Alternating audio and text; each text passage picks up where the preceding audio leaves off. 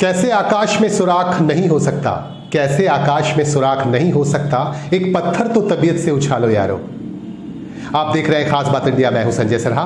खास बात इंडिया के इस न्यूज बुलेटिन में आप तमाम दर्शकों का हर रोज की तरह बहुत बहुत स्वागत। आइए सीधे सीधे खबरों से जोड़ते हैं। एक अहम खबर हमारे पास आ रही है। आज देश के प्रधानमंत्री नरेंद्र मोदी ने 8 राज्यों के मुख्यमंत्रियों के साथ वर्चुअली बातचीत की, उनके साथ वीडियो कॉन्फ्रेंसिंग के जरिए बातचीत की और कोरोना के मौजूदा हालात पर उन्होंने खास तौर से चर्चा की और उन्होंने कहा कि तीसरी लहर आ सकती है कोरोना की, इससे बचकर रहने की जरूरत है और वैक्सीनेशन की जो प्रक्रिया है इसमें तेजी लाने की बात भी प्रधानमंत्री नरेंद्र मोदी ने कही। उन्होंने कहा कि अधिकारियों को यह निर्देश दिया गया है कि वैक्सीनेशन की प्रक्रिया में तेजी लाएं ताकि ज्यादा से ज्यादा लोगों को वैक्सीन दिया जा सके। इस तरह की बातें उन्होंने कही। उन्होंने कहा कि पूर्वोत्तर राज्यों में अभी भी लोग मास्क का इस्तेमाल नहीं कर रहे हैं ठीक तरह से और सामाजिक दूरी का इस्तेमाल भी नहीं किया जा रहा है और लोग इससे बहुत दूर जा रहे हैं, जिसकी वजह से कोरोना को आमंत्रित कर रहे हैं ऐसे लोग। उन्होंने कहा कि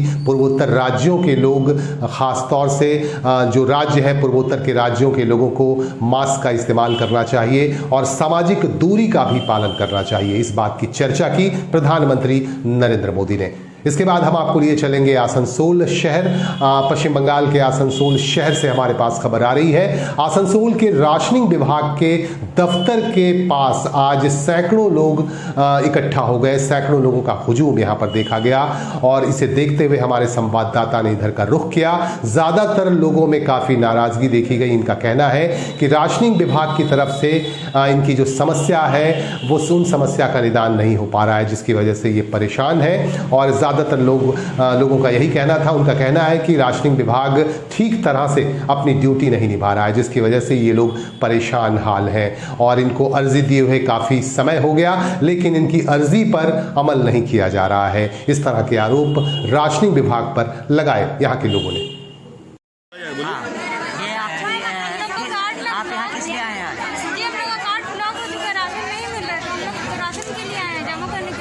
पहली बार आ रही हैं? नहीं जी, पहले भी आए हैं, घूम कर चले गए थे तो बहुत क्या बोला था तब? क्या बोला था?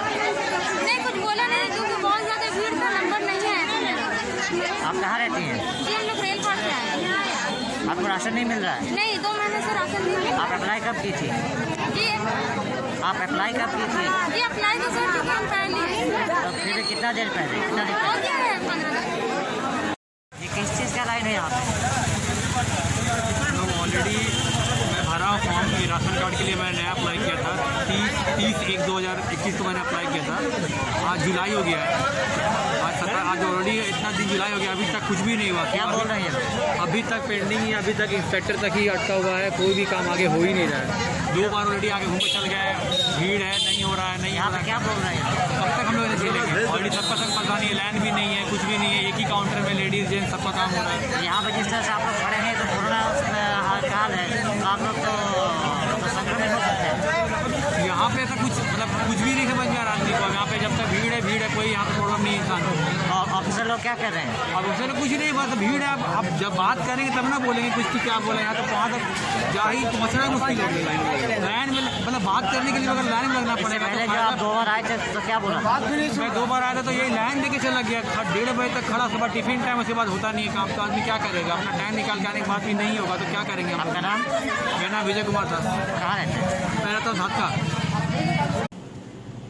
अगली खबर हमारे पास सिलीगुड़ी से हमारे संवाददाता मनोज शर्मा ने खबर भेजी है सिलीगुड़ी से। सिलीगुड़ी में लायंस क्लब ऑफ सिलीगुड़ी उड़ान की तरफ से लगातार सोशल एक्टिविटीज की जा रही हैं। लायंस क्लब ऑफ सिलीगुड़ी उड़ान और आरोहण की तरफ से लगातार सोशल एक्टिविटीज की जा रही हैं। कोरोना महामारी के इस दौर में इस संस्थाओं के सदस्यों और पदाधिकारियों की तरफ से लगातार भोजन करवाया जा रहा है जरूरतमंदों को और रक्तदान शिविरों का भी आयोजन किया जा रहा है ताकि रक्त की कमी को दूर की जा सके। आपको हम दिखाएंगे कि किस तरह से इन संस्थाओं के लोगों ने, इन संस्थाओं के पदाधिकारियों ने लोगों की मदद कर रहे हैं। सिलीगुड़ी शहर से हम आपको एक खास खबर दिखा रहे हैं। इन दृश्यों में, हमारे इस रिपोर्ट में आप देख पाएंगे कि किस तरह से इन दोनों संस्थाओं के पदाधिकारियों ने किस तरह से यहाँ के लोगों की मदद की और कर रहे हैं लगातार।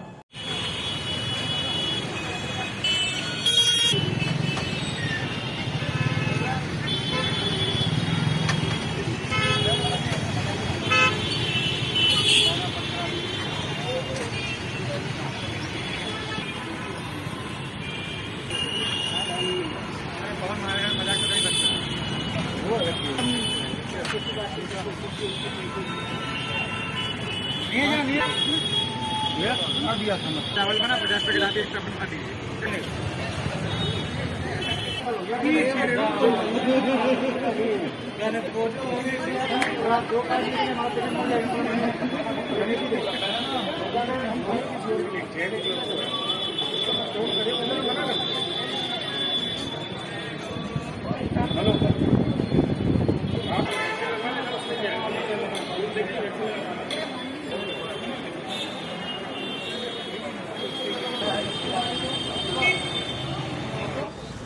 नमस्कार, मैं Vishal Garodia, past president Lions club of Siliguri उड़ान।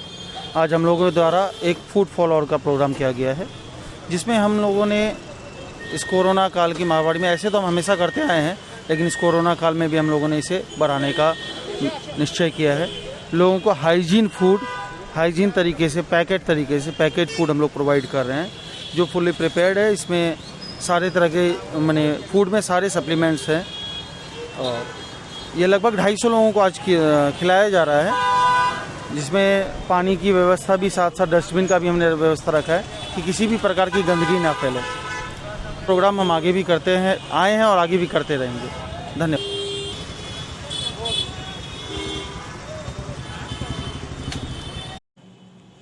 पूरे पश्चिम बंगाल के विभिन्न इलाकों में आज विपत्तारिणी मां की पूजा की गई। कहते हैं मां दुर्गा के 108वें अवतार में से एक विपत्तारिणी का अवतार है, और इसकी पूजा ज्यादातर सुहागन औरतें करती हैं। और पूरे पश्चिम बंगाल के विभिन्न शहरों में, विभिन्न इलाकों में लोगों ने आज विपत्तारिणी मां की पूजा अर्चना की। हम आपको दिखाएंगे, हमारे पास रानीगंज से खबर आ रही है। रानीगंज के विभिन्न मंदिरों में आज काफी श्रद्धा के साथ विपत्तारिणी पूजा की गई।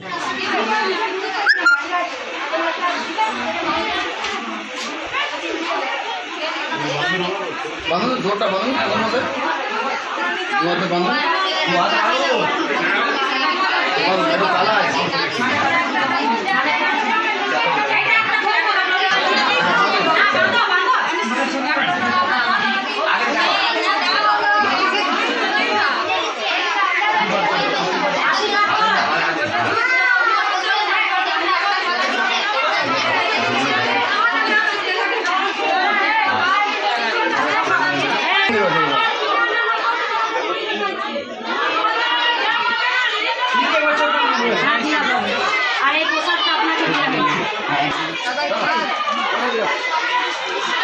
আজকের হালদার বাঁধের মায়ের মন্দিরে রানীগঞ্জ এলাকার মহিলারা বিপত্তারিণী মায়ের পুজো করেন সকলের মঙ্গলের জন্য। আজকে মায়ের কাছে এসেছিলাম এই বিপত্তারিণী পুজো মন্দিরে, এবং সেখানে আমাদের বাংলার মুখ্যমন্ত্রী মমতা বন্দ্যোপাধ্যায়ের জন্য আমরা মঙ্গল কামনা করলাম, সারা বাংলার মানুষের মঙ্গল কামনা করলাম। সাথে সাথে মায়ের কাছে আমরা এই নিবেদন বিনতি করলাম, জানালাম যেন বাংলার মানুষ ভালো থাকেন, ভারতের মানুষ ভালো থাকেন, এই কোভিড পিরিয়ডে মা যেন সকলকে রক্ষা করে। আচ্ছা, কি পুজো করতে এসেছেন আজকে? মা বিপত্তারিণী পুজো করতে আচ্ছা, কত বছর ধরে আপনি করছেন এই পুজো? 15 বছর। আচ্ছা, কোন টাইমে পুজোটা হয়? রথযাত্রা ঠিক? রথযাত্রা পরে হয়। আচ্ছা আচ্ছা, এই পুজোতে মানে কি কি জিনিস লাগে, উপকরণ কি কি লাগে? 13 রকমের ফুল লাগে, 13 রকমের 13টা পাঁক, 13টা সুপারি। আচ্ছা, এই পুজো যে করেন, এই পুজোর মাইতি কি আছে, মানে কি ইয়ে করে করেন? মানসিক উপায়। আচ্ছা, কি কারণে এই পুজোটা করেন? স্বামীর মানে সংসারের মঙ্গলের জন্য? মঙ্গলের জন্য। কি নাম আপনার? লক্ষ্মী রোড, বাড়ি? বাদামবাগান। রক্ষাকালী মন্দিরে আপনাদের মানে পুনঃশক্তি দেওয়া হয়েছে আমাদের কর্পোরেশনের এক্সিকিউটিভ এমএস আছে। কি করেছেন এসে পরে, কি করেছেন? উনি এসে পরে পুজো করেছে এবং সব মহিলাদিকে বলেছে পুজো ভালো করছেন, আপনারা করুন, যখন যা চাইবেন সে আমি দিতে বলবেন, সে আমরা সহযোগিতা করব। কিন্তু আজ শুনে ভালো লেগেছে। উনি কিছুদিন আগে আমরা আগেও চেয়েছিলাম যে আলে ভালো হয়, তো কিন্তু সেজন্যে দেখা গেল যখন দাদাকে একবার ফোন করলাম ও একবারে এখানে চলে এসেছে। আচ্ছা আজকে এখানে এসে পরে যেরকম মহিলাদেরকে দেখছো যে হাতে দড়ি বেঁধেছে, তো আমাদের এখানে মহিলারা বললো যে দাদা আপনাকেও এখানে বসে একটু আপনাকেও বাঁধতে হবে। দাদাও চেয়েছে যে ঠিক আছে আপনারা যেটা চাইবেন সেটাই আমি করবো।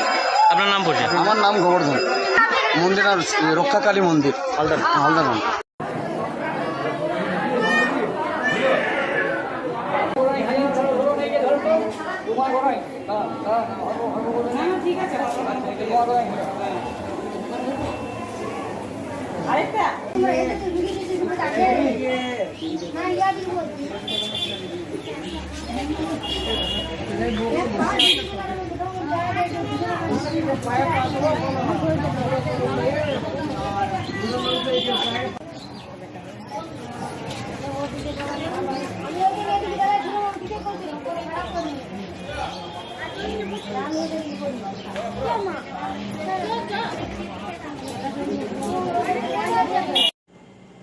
कुल्टी विधानसभा क्षेत्र के बराकर में भी आज विपत्तारिणी की पूजा की गई। यहाँ सुहागिनों ने काफी श्रद्धा के साथ, काफी विश्वास के साथ मां विपत्तारिणी को याद किया और विधिवत पूजा अर्चना की गई। हालांकि कोरोना महामारी के इस समय में ख्याल रखा गया कि ज़्यादा भीड़ इकट्ठा न हो किसी भी मंदिर में और सामाजिक दूरी का पालन किया जाए। इसका पालन करते हुए औरतों ने यहाँ मां विपत्तारिणी की पूजा अर्चना की और काफ़ी श्रद्धा के साथ, काफ़ी विश्वास के साथ सुहागिन औरतों ने विपत्तारिणी की पूजा की और इसमें पुरुषों ने भी बढ़ चढ़कर हिस्सा लिया।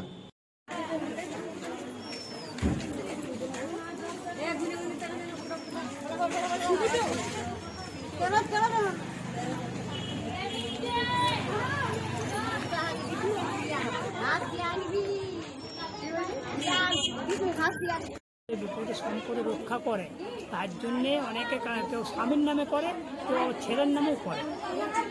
মা বিপত্তারিণী বিপদ থেকে রক্ষা করবার জন্য এই পূজাটা সবাই করে। আচ্ছা, পুজোটা মানে কি পদ্ধতিতে করা হচ্ছে? হ্যাঁ, সরকারের নির্দেশে গাইডলাইন হিসাবে আমরা বিধি মেনে আমরা পূজা করছি।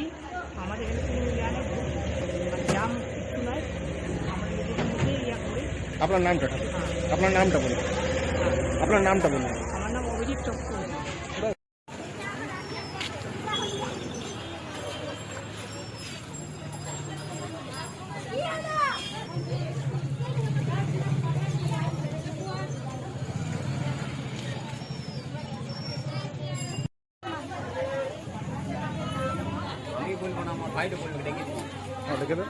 বিগত 50 বছরের বেশি, 50 জনের বেশি নিয়ে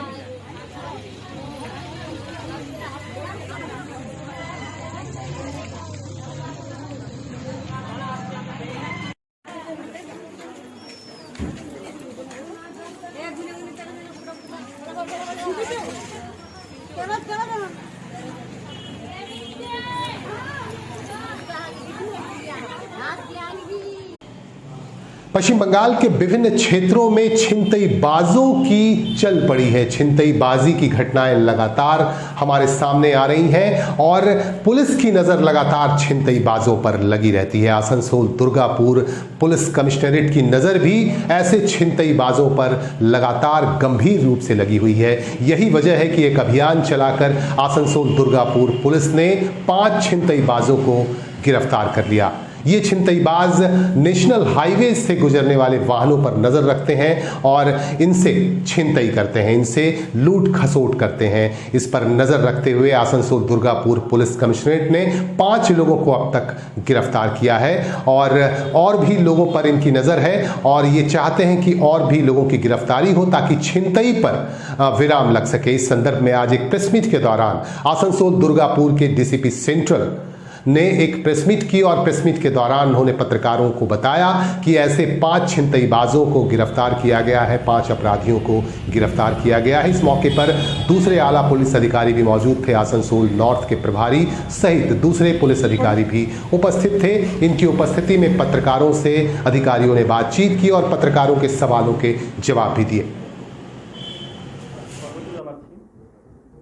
আমাদের ডিডি টিম ভালো কাজ করেছে। এক ইন্টারস্টেট গ্যাং পাওয়া যাচ্ছে অয়েল ট্যাঙ্কার হাইজ্যাকিং কেসে।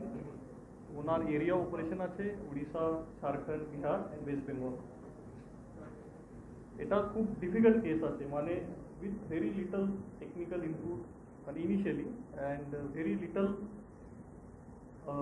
hint totally based on prolonged interrogation with our learned CP sir, more than 2 hours interrogation of almost every accused হচ্ছে, or after that case day by day build করেছি, so almost after 1.5 months we are able to crack the case. ওনার বাংলাতে detail আমাদের ADC DT সাহেব আছে, ও আপনাকে দিয়ে দিচ্ছি, ও হিন্দিতে আমি বলবো, ও ডিটেলটা আছে, মানে টাইটেল program হচ্ছে first list of the case, then details and all the minute things that we have done in the case. এটা তো নিয়ে চলে গেল বলতে এটা তো লেট নাইটে গেছে,